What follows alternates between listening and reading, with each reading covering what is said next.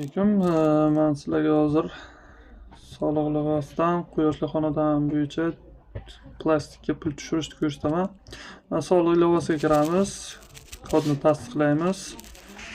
Keyin eng oxirgi bo'limga o'tamiz.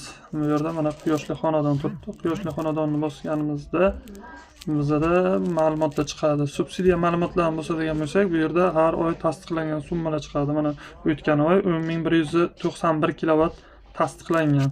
Endi hozir sizlar bilan shuni plastikka ko'chirib olamiz. Kartaga pul o'tkazish bitta narsasi bor. Limit 5 million so'mgacha ruxsat beradi. Masalan, yozadigan bo'lsak, mana bu yerda 5 million so'm limit yozgan. O'sha uchun shu plastikni 2 martaga tashlab olamiz. 5 millionni bosamiz.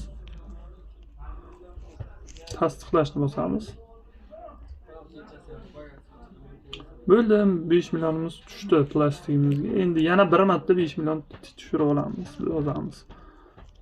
5 million pul o'tkazish, tasdiqlash. Bo'ldi, уже 2 martaga tushirib oldik. 224 ming so'm qoldi. Bu prosta turadi. Kuzatishda davom ettiringlar. Sizlarga yana ham yangi ma'lumotlar berib boraman.